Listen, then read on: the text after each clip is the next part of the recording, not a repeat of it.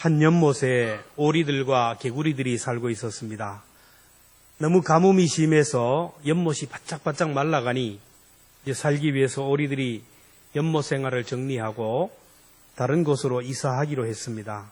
오리들은 그저 불쩍 날아가면 되지만 개구리들이 문제입니다.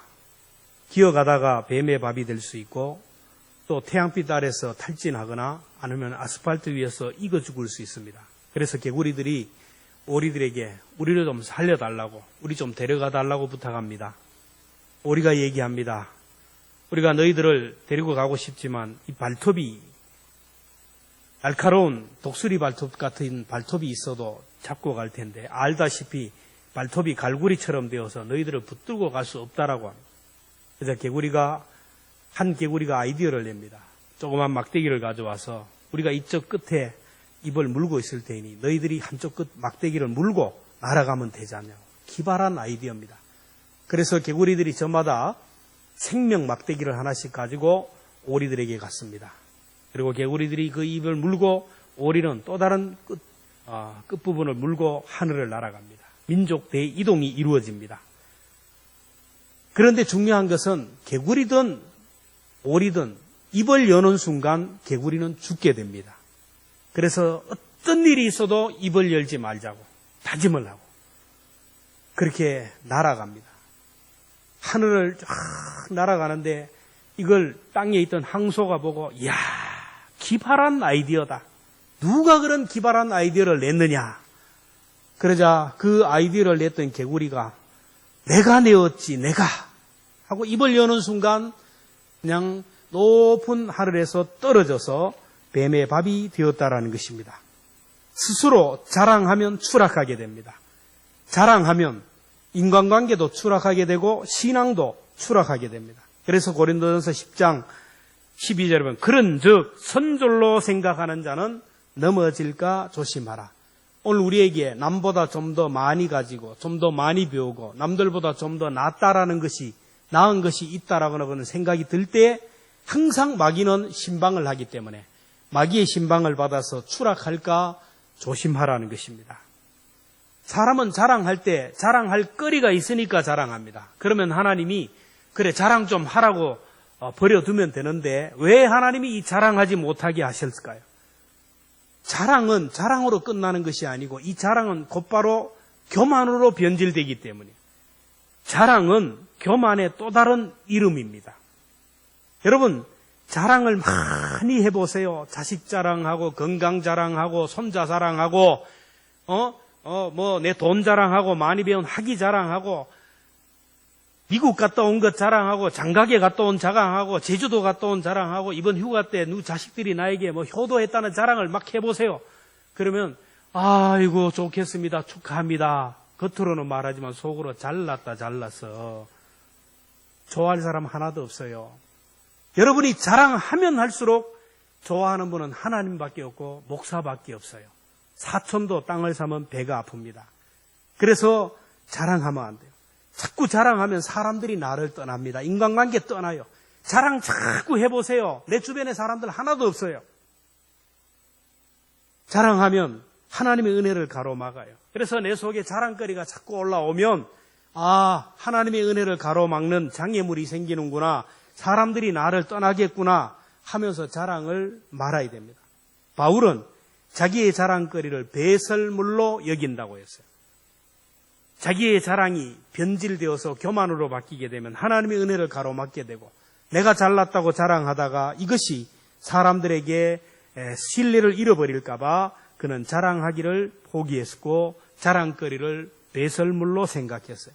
드와이트 무디라는 사람은 말하기를 사람이 밤낮 자기가 잘났다고 자기가 얼마나 좋은 사람인가를 얘기하는 사람을 보면 그 사람이 얼마나 하나님으로부터 멀어져 있는가를 알 수가 있다. 자기를 자꾸 자랑하고 자랑거리가 많은 사람은 하나님으로부터 그만큼 멀어졌다라는 영적 상태가. 토마스 아담스도 말하기를 스스로 의롭다고 스스로 잘났다고 자기를 자랑하는 사람은 자기를 좋게 생각하는 사람은 악마의 걸작품이다. 하나님이 만든 걸작품이 아니라 사탄이 만든 걸작품, 교만하게 하고 자랑하게 하는 겁니다. 그래서 고린도후서 10장 17절에 보면 자랑하는 자는 주 안에서 자랑할지니라. 오늘 31절에도 기록된 바 자랑하는 자는 주 안에서 자랑하라 함과 같게 하려 함이라. 자랑을 다 잘못된 게 아니요. 나를 자랑하면 사람을 잃어버리고 하나님의 은혜를 잃어버려요. 나 아닌, 내 가족 아닌 다른 사람을 자랑하면, 교회를 자랑하고 믿음의 사람들을 자랑하면, 이웃을 자랑하면 이것은 사람을 얻게 되고 이 이웃 자랑이 칭찬이고 격려입니다. 그래서 우리는 자랑하되 바른 자랑을 해야 돼요. 무엇을 자랑할까요? 첫째는 하나님의 자녀가 된 것을 자랑할 수 있기를 축원합니다. 내가 하나님의 자녀가 되고 천국 백성이 되었다라는 것, 이 자랑해야 돼요. 지금 양극화 시대라서 잘 사는 사람은 점점 더 잘 살고 못 사는 사람은 점점 더 못 살아요. 여러분, 나는 잘 산다고 생각하지만 정말 잘 사는 사람 집에 가면, 그 사람들의 별장에 가면 살 맛이 안 나요. 우리가 상상하지 못했던 으리으리한 집을 짓고 상상할 수 없는 시설들을 갖다 놓고 살아가요. 그리고 부자들이 사는 동네가 있어요. 또 그 사람들은 돈만 있다고 같이 하는 게요. 지식적으로나 사회적인 지위, 모든 것이 비슷한 레벨끼리 함께 하기 때문에 자기들의 영역의 성을 쌓기 위해서 소위 어떤 수억의 회원권을 만들어서 그것을 가진 사람만이 들어가요. 여러분, 이 땅에 있는 땅도 어떤 영역도 아무나 들어가지 못합니다. 하물며 천국을 아무나 들어가겠어요? 천국은 하나님의 자녀만이 들어가는 것이고 믿음으로 거듭난 하나님의 자녀만이 들어가는 곳입니다. 오직 구원받은 하나님의 자녀들이 들어가는 천국인데, 오늘 저와 여러분들이 하나님의 자녀가 되었다라는 것, 천국을 유업으로 받았다라는 것, 이것처럼 자랑할 것이 무엇이 있겠습니까? 여러분, 좋은 집에 사는 사람 부러워하지 마세요. 그것과는 비교가 안 되는 천국을 오늘 내가 이미 선물로 받았다라는 것, 이것 하나만으로도 우리 모두에게 자랑거리가 되기를 축원합니다. 그 천국은 믿음으로 가는 사람, 예수 그리스도를 나의 구주로 믿고 하나님을 나의 아버지로 믿는 사람만이 들어가는 것이에요. 여러분, 예수님이 믿어지고 예수님이 나의 구주로 믿어진다라는 것, 하나님을 나의 아버지라고 자연스럽게 고백하는 사람은 이미 하나님의 자녀가 되었다는 증거요, 천국 백성이 되었다는 증거입니다. 예수님이 믿어지고 예수님의 십자가가 믿어지고 죽어서 갈 천국이 믿어지고 영원히 살 부활의 몸이 믿어지는 사람은 이거는 하나님의 은혜를 받은 사람이에요. 여러분, 믿음이라는 거는 목사가 아무리 설교를 해도 안 돼요. 아무리 훌륭한 사람이 강의를 해도 안 됩니다. 인간의 의지로 결단으로 될 수 없는 거예요. 믿음은 하나님의 선물이에요. 하나님의 성령이 우리 가운데 오셔서 예수님이 믿어지게 하고 십자가가 믿어지게 하고 천국이 믿어지게 하셨기 때문에 오늘 우리 그 믿음으로 하나님의 자녀가 되었어요. 예수님이 여러분의 죄를 위하여 십자가에 못 박혀 돌아가셨다라는 것 여러분이 믿어집니까? 안 믿어지는 사람 많아요. 내가 죽으면 천국에 들어간다라는 것, 그게 믿어집니까? 믿어지는 자는 하나님의 자녀가 되었어요. 내가 하나님의 자녀 된 것, 이것 하나만 자랑해야 돼요. 오늘 30절에 보면 너희는 하나님으로부터 나서 그리스도 예수 안에 있고 예수는 하나님으로부터 나와서 우리에게 지혜와 의로움과 거룩함과 구원함이 되셨으니. 여러분, 헬라어를 우리나라 말로 번역했는데도 읽어도 이해가 안 돼요. 이거 읽지만 이해가 됩니까? 그래서 우리는 여러 가지 번역본을 봐야 돼요. 영어를 봐야 되고 원어를 봐야 돼요. 목사는 원전을 보면서 설명해서 이렇게 말씀을 전합니다. 자, 이 성경을 공동번역에서는 이렇게 해석합니다. 같이 한번 읽어봅니다. 시작. 하나님께서는 여러분을 그리스도 예수와 한 몸이 되게 하셨습니다. 그리스도는 하나님께서 주신 우리의 지혜입니다. 그분 덕택으로 우리는 하나님과 바른 관계에 놓이게 되었고 하나님의 거룩한 백성이 되었고 해방을 받았습니다. 그것은 다 하나님께서 하신 일입니다. 하나님이 하신 일이에요. 하나님께서 예수를 믿게 하시고 하나님이 오늘 우리를 하나님의 자녀의 자리에 세워주시고 거룩한 천국 백성이 되게 하셨으니 이것을 자랑하라는 겁니다. 여러분, 우리가 자랑할 때 항상 뭘 자랑해요? 나는 하나님의 자녀다. 나는 오늘 죽어도 천국에 들어갈 수 있다. 나는 영원히 살 천국이 예비된 사람이다. 이것을 자랑해야 돼요. 사도 바울은 고린도전서 15장 10절에 고백합니다. 나의 나된 것은 오직 나와 함께 하신 하나님의 은혜로다. 하나님의 은혜로 하나님이 우리에게 믿음을 주셨기에 오늘 우리가 하나님의 자녀가 되고 천국 백성이 된 것, 이것 하나가 저와 여러분에게 자랑거리가 되기를 주의 이름으로 축원합니다. 둘째로 우리는 무엇을 자랑해야 되냐면 우리의 약함을 자랑해야 됩니다. 사람들은 약하면, 부족하면, 약함을 드러내면 공격 대상이 되고 짓밟히게 되기 때문에 자기의 약함은 가급적이면 숨기고 강점만 얘기합니다. 그러나 성경은 약함을 자랑하라고, 부족함을 자랑하라고 해요. 그 이유가 뭡니까? 나의 약함이, 나의 부족함이 이것을 통하여 얻는 유익이 너무너무 크기 때문이에요. 바울은 세상적인 자랑거리가 없어서 그렇게 한 것이 아닙니다. 바울에게는 그 누구도 따라갈 수 없는 자랑거리, 소위 스펙이 대단했어요. 난지 8일 만에 할례를 행했던 사람입니다. 정통 이스라엘 백성입니다. 베냐민 지파입니다. 히브리인 중에 히브리이고 율법으로는 흠을 잡을 수 없는 최고의 사람. 우리나라식으로 얘기하면 서울대 법대에서 최고의 수석 졸업자, 법대의 최고의 그 교수에게 공부를 한 사람. 히브리인 중에 히브리이고 율법으로는 흠 잡을 데 없는 사람. 그리고 그는 로마의 시민권까지 가졌던 사람입니다. 사회적인 스펙이 이래요. 누구도 따라갈 수 없어요. 예수님의 제자 중에 지금까지 성경에 나온 인물 중에 이만한 스펙을 가진 사람이 없어요. 그런데 그는 영적인 신비한 체험을 했어요. 누구도 들어가 보지 못했던 신비한 체험을 냈어요. 그가 자신의 체험을 얘기할 때 부득불 내가 체험한 것을 얘기해야 되는데 이것이 자랑이 될까 봐 조심스럽게 얘기를 합니다. 자, 고린도후서 12장 1절 같이 읽어봅니다. 시작. 무익하나마 내가 부득불 주의 한상과 계시를 말하노라. 자, 무익하나마 부득불 어쩔 수 없이 자랑하는데 그것도 내가 아는 사람이라고 얘기하면서 자기를 얘기하지 않아요. 고린도후서 12장 2절 같이 함께 봅니다. 시작. 내가 그리스도 안에 있는 한 사람을 아노니 그는 14년 전에 셋째 하늘로 끌려간가. 그가 몸 안에 있었는지 몸 밖에 있었는지 나는 모르거니와 하나님은 아시리. 내가 아는 사람, 자기라고 얘기하지 않아요. 내가 아는 사람이 이렇는데 그는 14년 전에 셋째 하늘에 올라갔다. 14년 전에 그 신령한 세계 천국을 보고 왔어요. 우리 같으면 어제 저녁에 꿈꾸고 한상 보고 천국 갔다 왔다면 막 오늘 막 난리가 날 거예요. 막 이 사람 찾아가서 봤다, 나가는 봤다, 나는 만났네, 막 나는 자랑하거든. 나는 방언 받았다. 나는 예언의 은혜를 받았다. 나는 신유의 은사를 받았다. 막 자기가 받은 것을 막 자랑할 거예요. 근데 바울은 천국을 갔다 와서 몇 년을 침묵했어요? 14년을 얘기하지 않아요. 얼마나 겸손한 사람입니까? 그리고 그걸 얘기하면서도 어떤 사람을 아는데 그렇게 얘기해요. 그래서 고린도후서 12장 4절에 보면 그가 낙원으로 이끌려가서 말로 표현할 수 없는 말을 들었으니 사람이 가히 이르지 못할 말이에요. 다른 사람에 비해서 얼마나 스펙이 뛰어나고 강점이 많은 사람이야. 학벌, 가문, 명예, 권력, 영적인 신비한 체험도 누구도 따라갈 수 없는 만큼 뛰어났어요. 이렇게 강점이 많고 부족함이 없는 바울인데 그에게는 한 가지 그를 고통스럽게 하는 그 이성이 뭐냐면 육체의 가시라고 했어요.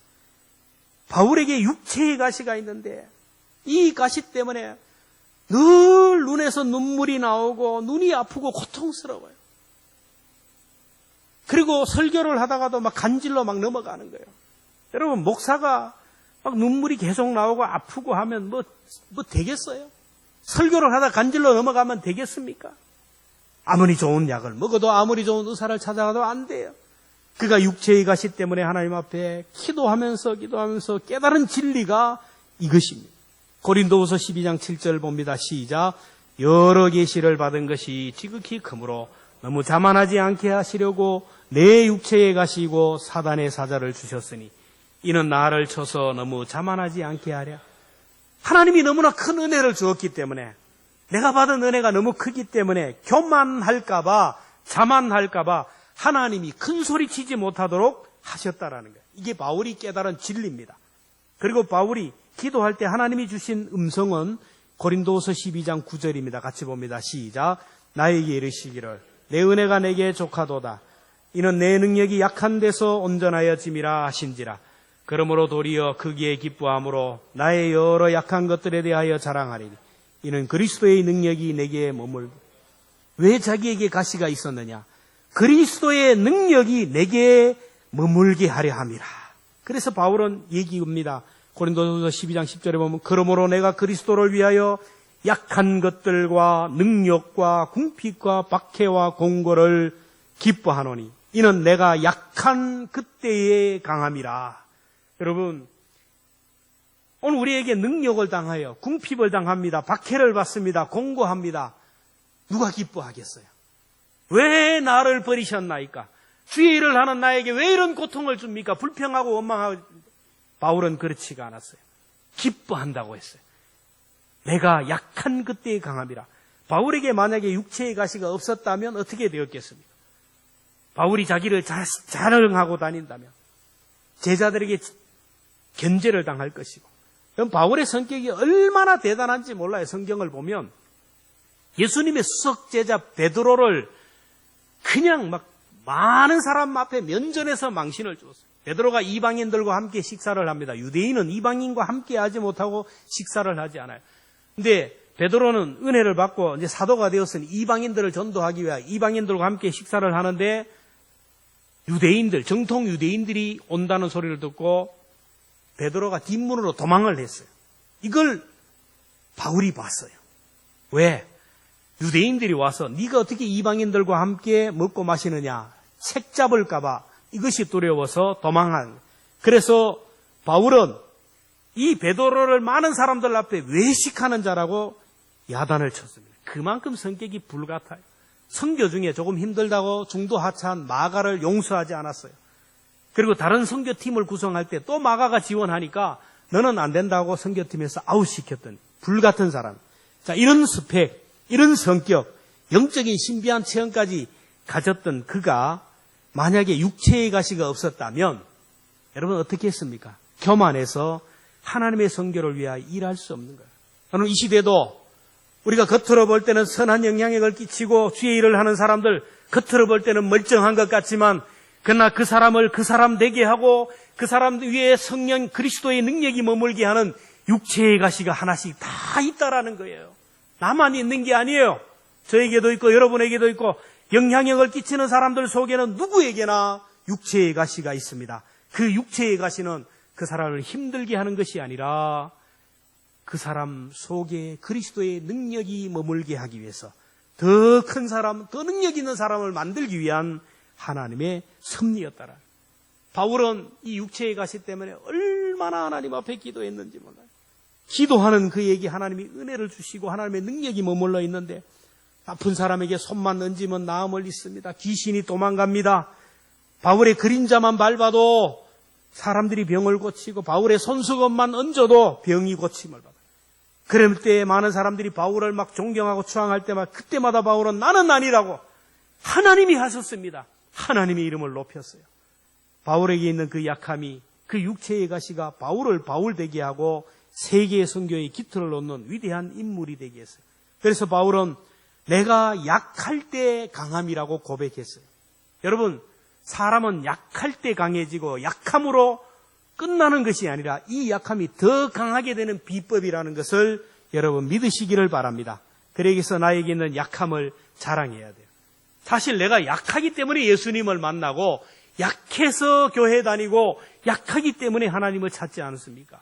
오늘 26절을 보면 형제들아 너희를 부르심을 보라. 너희가 예수님을 찾고 예수님을 영접하고 하나님의 자녀로 부르심을 입을 때를 보라. 그때에 육체를 따라 지혜로운 자가 많지 아니하며 능한 자가 많지 아니하며 문벌 좋은 자가 많지 않으다. 고린도 교회 성도들이 지혜로운 사람이 안 많았어요. 문벌 좋은 사람들, 가진 사람들, 부자들이 안 많았다라는 거예요. 너희를 부르심을 보라. 너희들이 주님을 만났을 때를 보라는 거예요. 27절에 보면 하나님께서는 세상에 미련한 것들을 택하사 지혜 있는 자들을 부끄럽게 하고 세상에 약한 것들을 택하사 강한 자들을 부끄럽게 하시려며 28절에 보면 하나님께서는 세상에 천한 것들과 멸시받는 것들과 없는 것들을 택하사 있는 것들을 폐하려 하시나니 우리가 약해서 하나님의 자녀가 되었어요. 너희들이 문벌이 있고 가문이 좋고 권력이 많고 돈이 많고 그런 것이 없어서 세상 사람들보다가 약하고 세상 사람들보다 부족하고 가난하고 그렇게 비천했기 때문에 그것 때문에 하나님의 자녀가 되고 성도가 되고 직분이 되었는데 지금 너희들이 왜 파당을 일으키고 왜 문제를 일으키냐는 거예요. 고린도 교회가 파벌이 생기고 바울파 베드로파 파벌이 생기고 서로 힘자랑을 하는 이유가 뭐냐면 자기가 잘났다고 자랑하기 때문에 다른 사람을 시기하고 미워하고 끌어내리려고 하는 거예요. 고린도 교회 성도들이 예수 믿게 될 때에 직분자가 될 때의 그 과정이 이게 너희를 부르실 때를 보라. 문벌 좋은 자가 없다. 천한 자, 가난한 자 그렇게 약해서 부족해서 예수님 믿고 하나님의 자녀가 되고 직분자까지 되었는데 뭐가 잘났다고 그렇게 싸우고 뭐가 잘났다고 그렇게 파벌을 내느냐는 거예요. 그래서 바울은 얘기합니다. 너희의 부르심을 보라. 너희들의 형편을 보라. 뭐가 잘난 것이 있느냐. 하나님이 흙수저를 선택하셔서 하나님의 자녀가 되고 믿음을 선물로 주시고 직분자가 되었는데 왜 자꾸 교만하고 싸우느냐라는 거예요. 여러분 오늘 우리에게 있는 약함이 약함으로 끝나는 것이 아니라 더 강한 사람으로 나가고 우리의 부족이 부족으로 끝나는 것이 아니라 더 큰 믿음의 그릇으로 만들어가는 하나님의 과정임을 생각하며 늘 겸손하고 또 낮아지고 또 기도하면서 더 능력 있는 성도가 되기를 축원합니다. 기도해서 복을 받았다면, 기도해서 힘을 얻었다면, 기도해서 직분자가 되었다면 더 바울처럼 낮아지고 또 낮아지고 섬기고 또 섬김으로 인하여 더 큰 복을 담아낼 수 있기를 축원합니다. 하나님이 주시는 축복이, 하나님이 주신 은혜가, 선물이 사람과 사람 사이 관계를 깨어버리고 하나님의 은혜를 가로막는 이 불행한 일들이 나타나지 않도록 오늘 나의 약함을 늘 자랑하며 엎드릴 수 있기를 주님의 이름으로 축원합니다. 마지막으로 예수님만 자랑하라는 거예요. 왜 우리가 예수님만 자랑하고 예수님만 높이고 예수님만 전해야 되는 거예요? 예수님만이 하늘문을 여는 마스터키고 예수님만이 이 땅에 있는 모든 문제를 여는 마스터키이기 때문에 제가 군에 있을 때 일찍 가서 근무를 했습니다. 군에 가신 분들은 다 알게 될 거예요.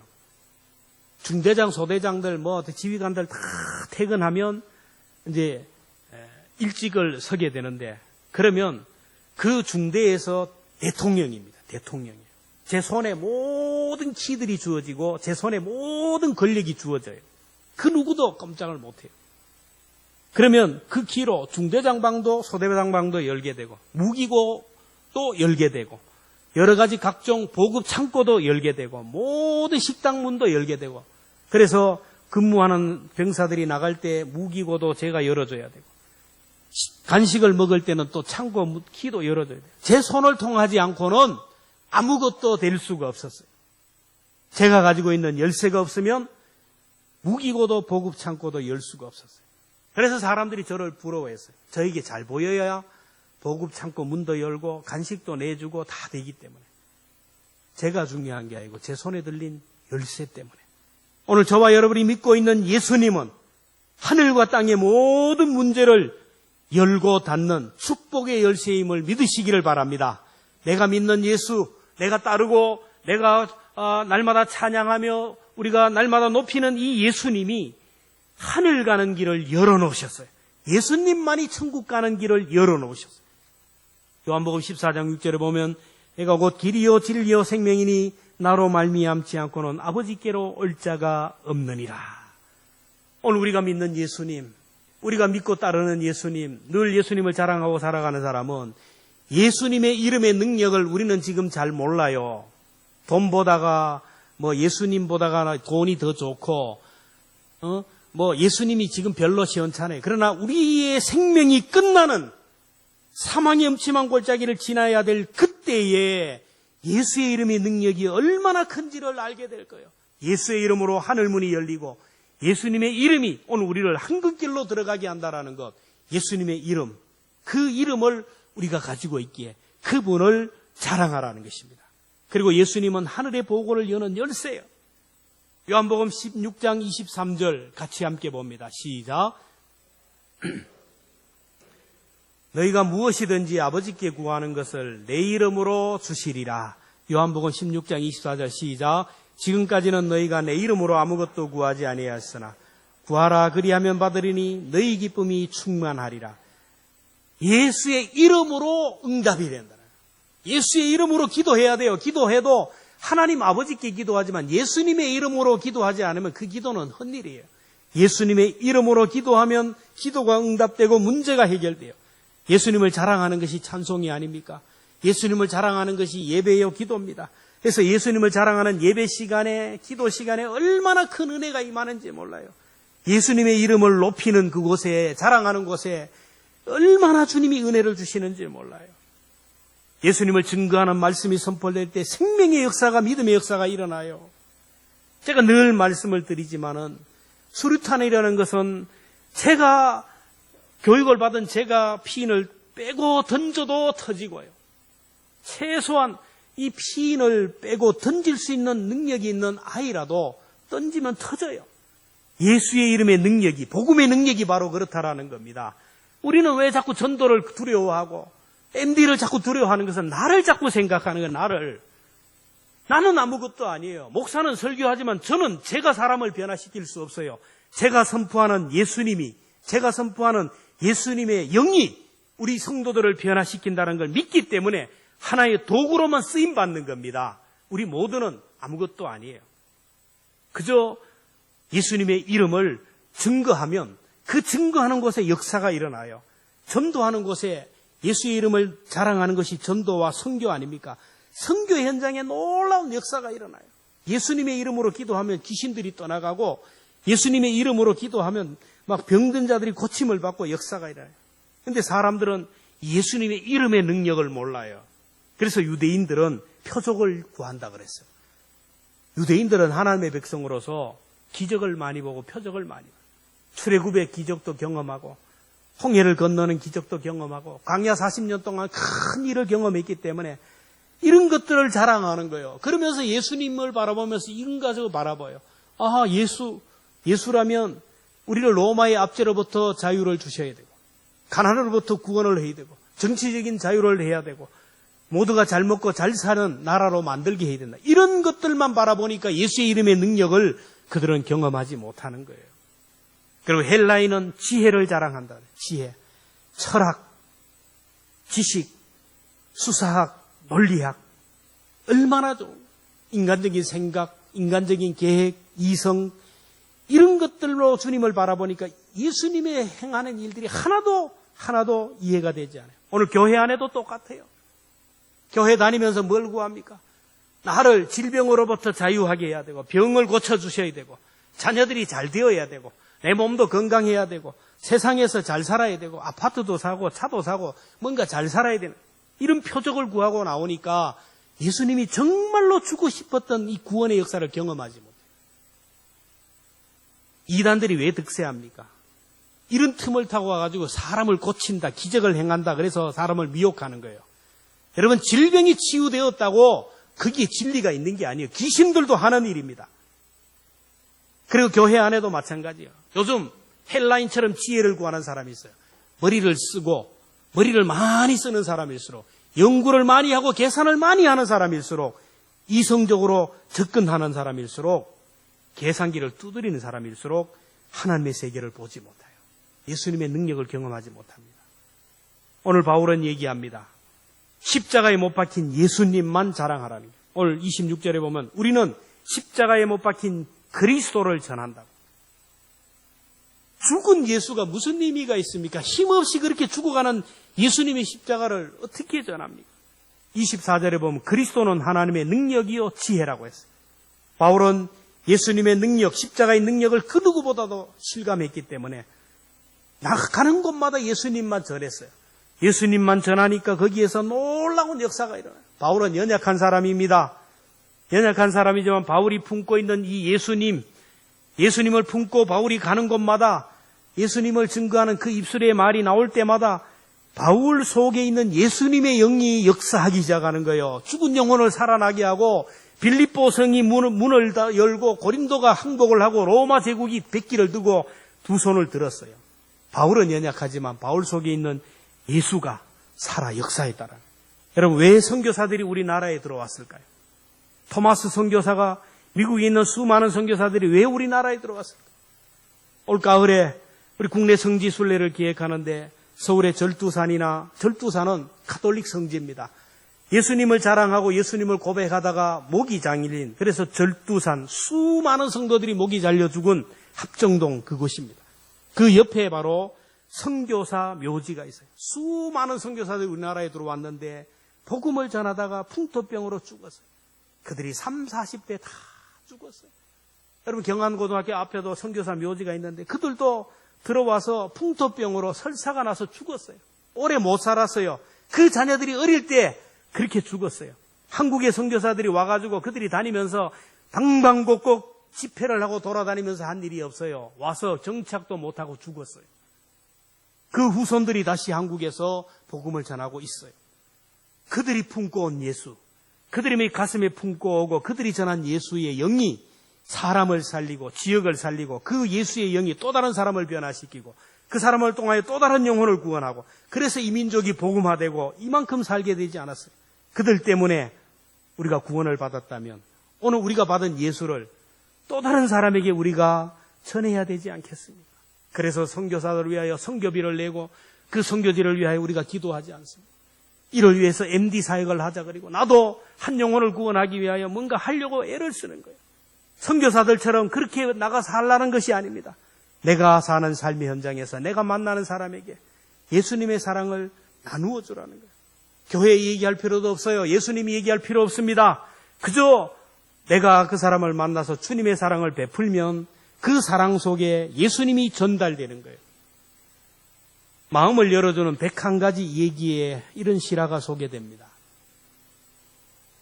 너무나 행복하게 살고 있는 두 부부가 어느 휴일 아침에 일어나서 함께 찬양하며 하나님께 예배하다가 그들 가운데 하나님의 나라가 임하는 것을 보고 너무너무 행복해서 우리 가정에 이렇게 천국을 주셨다는 것에 대하여 하나님께 감사했습니다.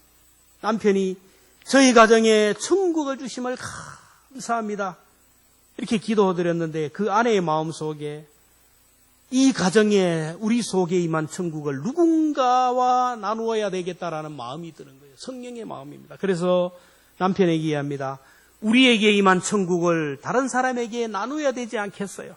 그러자 남편이 동의합니다. 오늘 누군가와 그 우리가 누린 천국을 함께 나누어 봅시다. 그랬어요. 그날 점심을 먹으러 식당에 갔는데 부부가 식사를 하는데 저 건너편 테이블에 한 중년의 여인이 혼자 쓸쓸히 식사하는 모습을 보고 부인의 시선을 끌었습니다. 하나님이 강력한 마음을 그 여인에게 천국을 나누라는 거예요. 아내는 남편에게 오늘 우리가 천국에 기쁠 대상이 저 여인인지 누가 알겠습니까? 남편이 끄덕거리면서 그렇게 하자고. 기도하는 중에 아내가 얘기합니다. 내가 저 여인에게 사랑의 엽서를 쓸 테니 당신은 저희 여인의 식사비를 지불했으면 좋겠다. 부인은 엽서에 사인을 합니다. 오늘 하나님의 나라의 기쁨을 나누고 싶어서 이렇게 식사비를 지불한다는 내용과 함께 하나님이 당신을 축복하기를 말하는 축복의 기도와 함께 식사비를 지불했습니다. 그리고 누가 식사비를 내었는지 비밀로 해달라고 직원에게 얘기합니다. 잠시 후 식사를 끝낸 여인이 식사비를 지불하려고 카운터로 갔다가 누군가 자기의 식사비를 지불했다는 것을 알고 그 인사카드를 가지고 카운터에 와서 읽으면서 손수건으로 눈물을 닦으면서 자기의 노트를 꺼내어서 무언가를 써내려가기 시작합니다. 그리고 자기가 쓴 메모지를 카운터 직원에게 맡기고 식당을 나갑니다. 잠시 후 카운터 직원이 그 메모지를 부부에게 전달했는데 거기에는 이런 메시지가 적혀 있습니다. 누구신지 모르는 하나님의 천사에게 저는 교회를 꽤 오래 다녔지만 요즘 하나님도 없고 천국도 없다는 결론을 내렸습니다. 자기 남편에게 버림을 받은 후 이제 우울증으로 고통스럽게 살다가 이 험한 세상, 이 어려운 세상 더 이상 살기를 포기하고 오늘 이 세상을 떠나기로, 자살하기로 결심했습니다. 오늘 이 세상을 떠나기 전에 이 식당에서 마지막 식사를 하러 왔는데 나는 여기서 하나님이 보낸 천사를 만났고 하나님을 다시 만났습니다. 그리고 천국의 소망을 바라보고 다시 살기로 마음을 먹었습니다. 당신은 천국에서 보낸 천사입니다. 감사합니다. 교회로 하나님의 품으로 다시 돌아가겠습니다. 이제는 나처럼 이렇게 고통스럽게 살아가는 사람들에게 그리스도의 사랑을 전하면서 살아가겠습니다. 여러분, 오늘도 인생의 마지막을 향하여 달려가는 사람들이 많습니다. 하루하루 힘겹게 고통스럽게 살아가는 사람, 누군가 따뜻한 사랑을 베풀어 주기를 원하는 영혼들이 있습니다. 그래서 그 부부처럼 그들에게 사랑을 베풀어야 하지 않겠습니까? MD 사역이라는 것은 바로 그런 거예요. 예수님이 2000년 전에 했던 사역, 수많은 믿음의 사람들이, 믿음의 성도들이 했던 그 사역을 오늘도 우리가 하는 거예요. 예수를 전하는 것도 아니에요. 복음을 전하는 것도 아니고 우리가 교회에 나오라는 것도 아닙니다. 그저 기도하세요. 하나님, 내가 하나님을 만나고 천국을 얻었고 내 마음에 하나님의 나라가 이루어졌는데 이 사랑을 누군가와 함께 나누고 싶은데 내가 누구를 찾아갈까요? 기도하십시오. 기도하면서 그 사람의 이름이 기억하면 종이에다가 기록을 하십시오.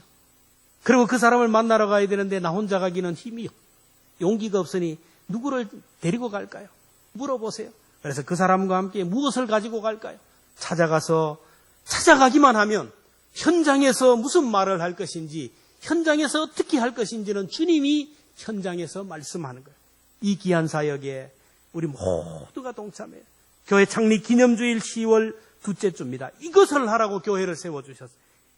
교회를 세우신 본래의 목적, 우리를 부르신 본래의 그 핵심 가치를 붙들고 온 성도들이 함께 우리 이 부부처럼 주의 사랑을 베풀므로 인하여 하나님의 기쁨을 얻는 우리 모두가 되기를 주님의 이름으로 축원합니다. 기도.